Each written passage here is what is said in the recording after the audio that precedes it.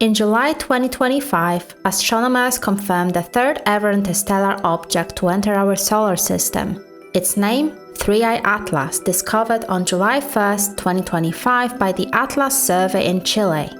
It's fast, it's unbound, and it's passing through once, never to return. But most curious, it came from the direction of the Sagittarius constellation, the same part of the sky as the mysterious WOW signal detected nearly 50 years ago. And it's arriving just months before it reaches its closest point to the Sun in late October 2025. What does it mean, astrologically, symbolically? That's what I asked Athen Chimenti, astrologer, researcher, and founder of Master in the Zodiac. If I was to distill 3I Atlas into one sentence, coming to help change the perspective of humanity in a more positive direction. And then if I was to elaborate on that, I would say that perspective is very important to our reality. What we believe manifests in our reality. It's what we see, it's what we observe, it's what we believe. Our belief and our perspective change our reality, and therefore this is a great opportunity to change our perspective, to realign with the what's best for humanity, and in this way carry on with humanity and grow and develop, which is what I think we've been doing for hundreds of thousands of years with all these pivot points or breadcrumbs or signposts, as I've said, along what has been a very, very long history of human existence. And even just in the more recent 10,000 years, we can see a lot of really situations where humanity was at a crossroads and things could have turned out very differently. And then when you start to look at the astrology, you can start to see, okay, these were some very positive changes that happened at a certain time in order to get us right back on track. And I think this is one of them. And so again, I think fundamentally it's a perspective change, but a perspective change to keep us evolving and growing as healthy beings, both personally and also collectively as well. 3I Atlas is classified as an interstellar comet, meaning it didn't originate in our solar system. Based on its hyperbolic trajectory, we know it's not gravitationally bound to the Sun, it's simply passing through. Its estimated speed is around 60 kilometers per second, and while its size isn't precisely known, it could be several kilometers in diameter. It will pass closest to the Sun around 29th or 30th of October 2025, but never come closer than 1.8 astronomical units to Earth, which means it's visible, but not dangerous. The last object like this was 2I Borisov in 2019, and before that Oumuamua discovered in 2017. But this time, the direction matters.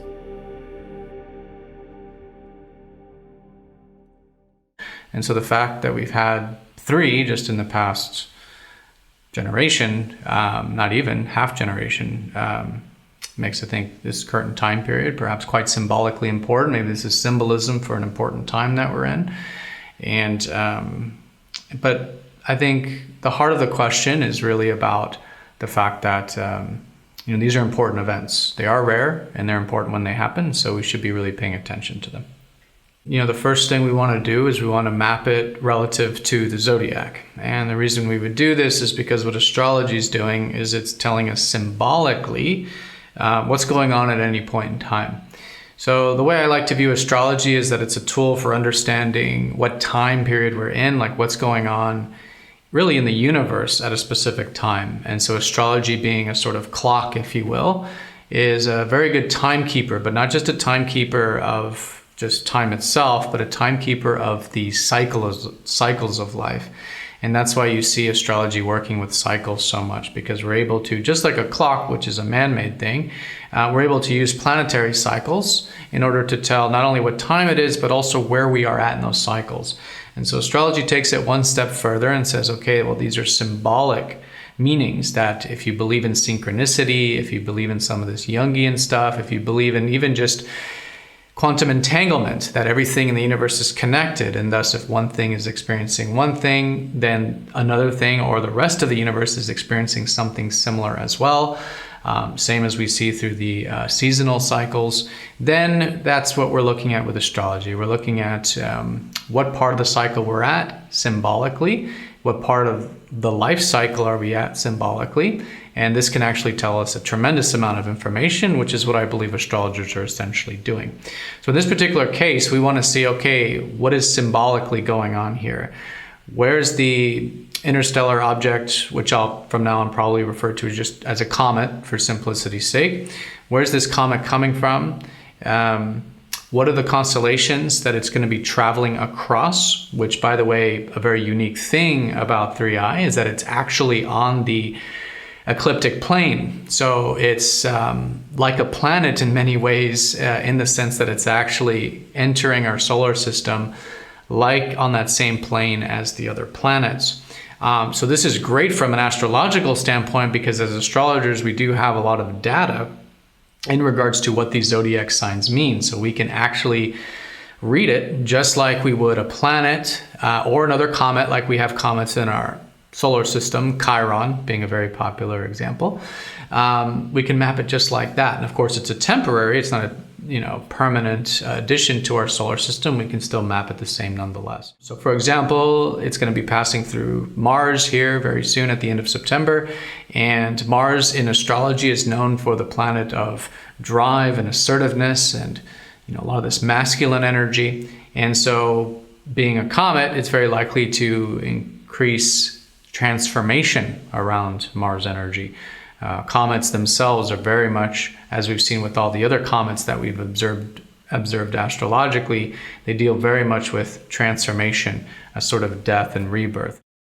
Comets are transformers, and we could say it's because they're messengers coming from outside, in this case the solar system, with a message that's different from our everyday experiences, or us as life forms, really, right?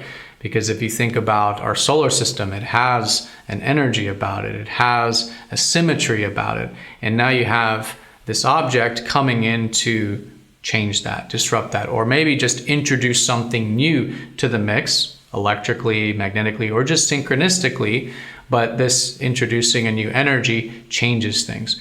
And so this is the idea that comets are very transformative. Usually they're bodies that come from outside the solar system. Even Chiron, that is now part of the solar system, it's pretty much universally agreed upon that it came from at least the Kuiper belt, possibly further, which means it's outside from the creation of the planets during the birth of the solar system. So yeah, we would look at all these things, and we would look at it symbolically. What does it symbolically mean to have this outside transformative force interacting with assertive, fiery, masculine Mars in front of certain constellations, which in this case it will be Virgo that it's interacting with. So there's a lot of data we can look at. And again, as astrologers, we're looking at this symbolically.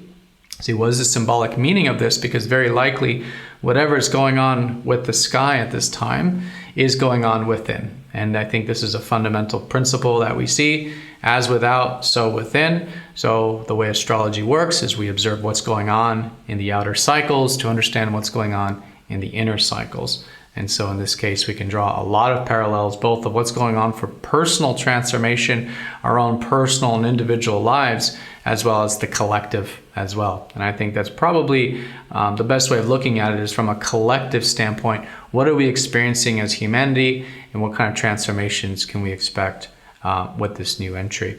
And in retrospect, in the future, we will look back at this and we will understand more about 3i itself, because we will have events. We're sort of looking ahead right now, but as we start to analyze the actual events that take place over the coming months, we'll be able to synthesize data in the sense of what these symbolisms actually transpired into. What kind of experiences did we have? What kind of transformations did we see globally? And we can also look, of course, at previous comets, right?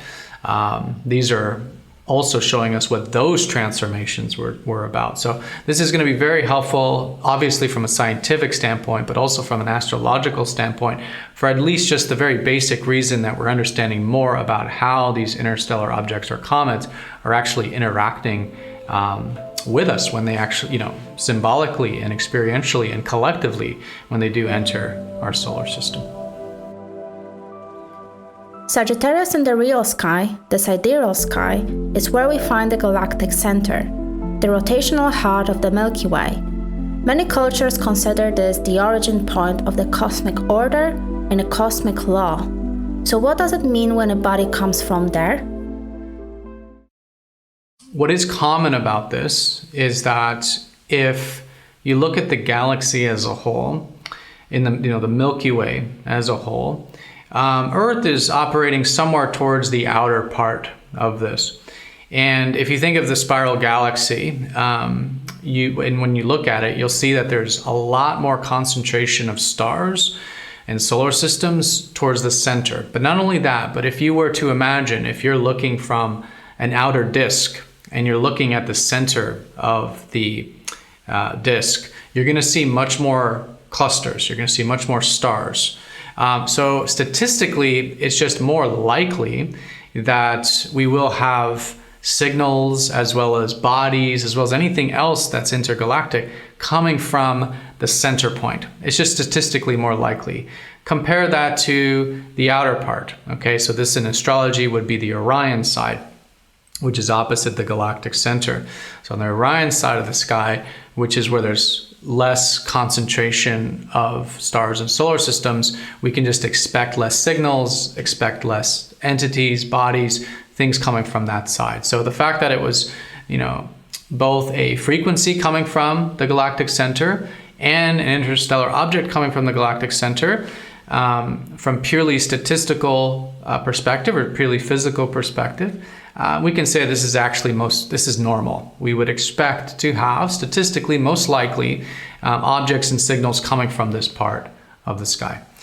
Now, what's unique about it, though, is again the symbolism. And so this is the most energetic part of the sky, the center of the galaxy, what we call the galactic center in astrology, and it's this Sagittarius. It's really Ophiuchus is the constellation, and Ophiuchus is a sign that has been removed from mainstream astrology. Unfortunately, it's called the 13th sign, and as we know, the 13 number is extremely powerful, extremely transformative. It is the healer archetype, and it is fundamentally about transformation on the deepest spiritual sense. So at the end of Ophiuchus, where Ophiuchus is as a constellation, at the end of that is the very center of the Milky Way, the galactic center. And of course, part of that, since it's at the end, is Sagittarius, because Sagittarius comes next. So this whole Ophiuchus Sagittarius cusp, as we call it, is the center of the galaxy. And so this is where we do expect a lot of these energies to be coming from.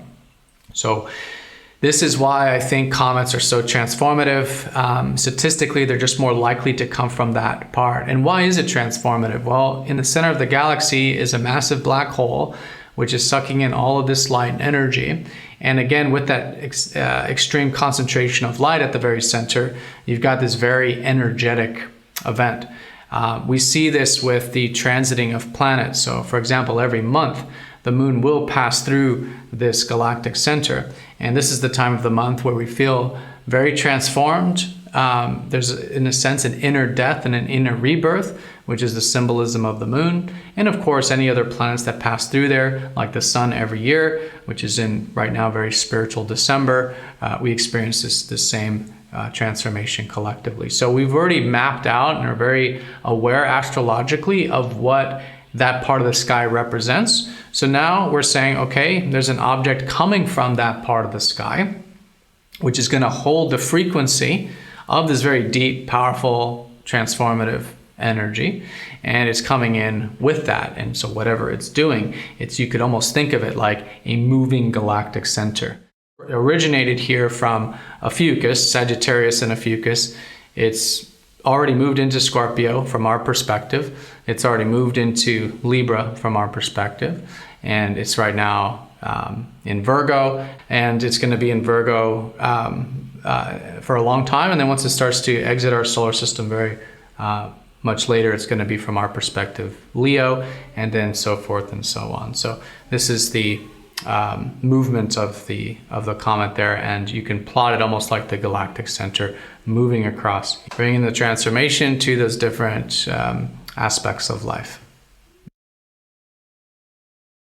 The center of the galaxy, this black hole, this massive energy, is the birth. We could think of it as really the mother, the birthplace of potentially every single star in the Milky Way galaxy. So yeah, anything coming from there, we can think of it as ancient knowledge. We can think of it as ancestral knowledge. We can think of it as messages that are coming from a higher place or spiritual place. These are all the attributes that we give to this part of the sky. Sagittarius especially. So Ophiuchus is like I said, the healer, the transformative energy. And then from Ophiuchus, then comes Sagittarius. Sagittarius, after the galactic center, is after the transformation, right?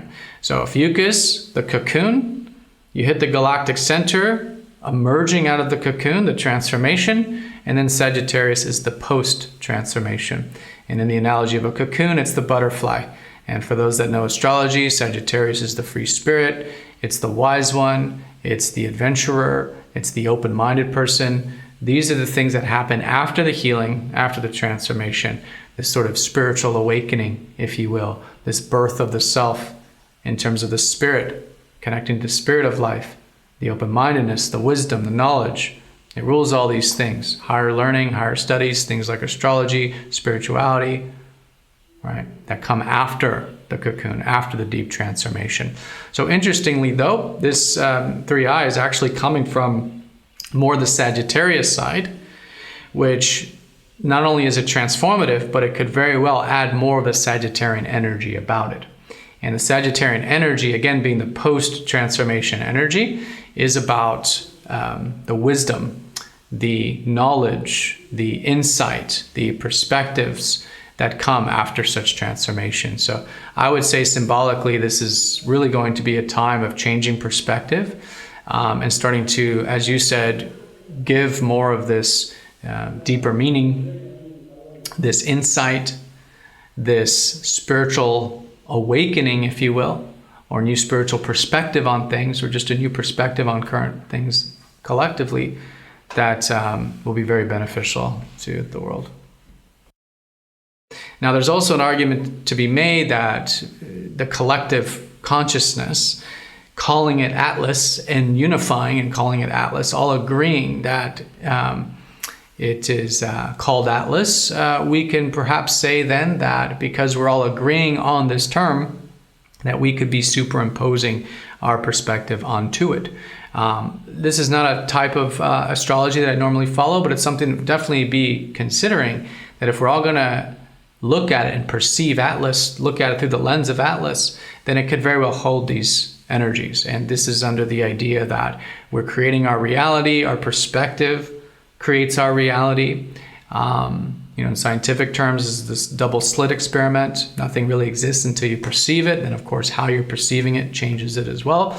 So, with the collective consciousness, yes, we could say that it can have certain qualities with that. But in terms of, the actual Atlas energy, we will see. We have a lot going on in the world right now. The thing I really do like about Atlas is that it was something that carried the world, and something that we held the whole world up, and an entity, a God that we depended on here.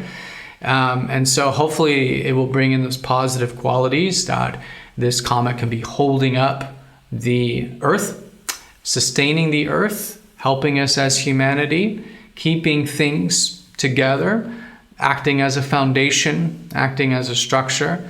I am glad they called it Atlas and not something perhaps more destructive, as the mainstream does usually like to do. So I'm happy that it is, to me, Atlas, really conveys a very positive and very pro-human and pro-global perspective on things. So if it does bring that energy, I think for the most part, that's a positive thing. From a personal standpoint, I think viewing this as an opportunity to transform both the signs that 3i is transiting through. As I said, the bulk of this will be Virgo. And so in this case, Virgo represents really at the fundamental level personal development. Virgo represents all the things that we have control over in our life. So it rules like our day-to-day life, our immediate environment, our routines, our habits, things that we control. And because of that, it can then go a little bit further and say, okay, if I can control these things and I cannot control all the things outside of myself, like people or outside events, I can use what's in my control in order to influence these outside events, right? So in other words, the way to perhaps influence relationships, or let's say to quote unquote control a relationship, is not to control it directly, but to control yourself, right? So as you go through your own personal transformations and your own changes, you then inadvertently transform your relationship life. So I think with Virgo, with this bulk of this transit being in Virgo, I think it's an excellent time to look at our own personal transformation, really our own what we have control over in our life. And in this case, perhaps more specifically, our personal development, our routines, our health, our diet, our work, things that we do of service like our work that end up benefiting the world or others in some way. These are all really good things to be exploring. And then as 3i starts to form these conjunctions with Mars, with Venus, with the Sun, even with Mercury, and then again, what I think will be the outer planets on its way out, we'll have these times to do the transformation with that planetary energy.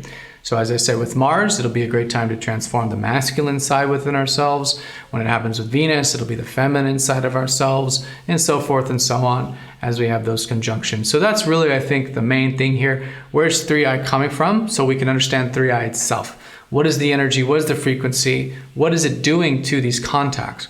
And then the second side is, what are the constellations that it's passing through? Because those are the parts of life that are going through transformation. And third, what are the planets that it's contacting and when, which is telling us what parts of the self are going through certain transformations at those times. Fundamentally, I think it's a good time to be open to change right now, to be open to changes in your own personal life, challenge your own perspective on things, challenge your own status quo, as I say. We all have very valuable, but what can be very limiting beliefs, perspectives, patterns, security blankets, things that are great for our, continuous survival, but we need to be able to adapt. We need to be able to be adaptive as well. We can't just, a ship cannot last forever. A ship will get you very far, but it still needs maintenance. And this idea that when these comets come, it's an opportunity for maintenance.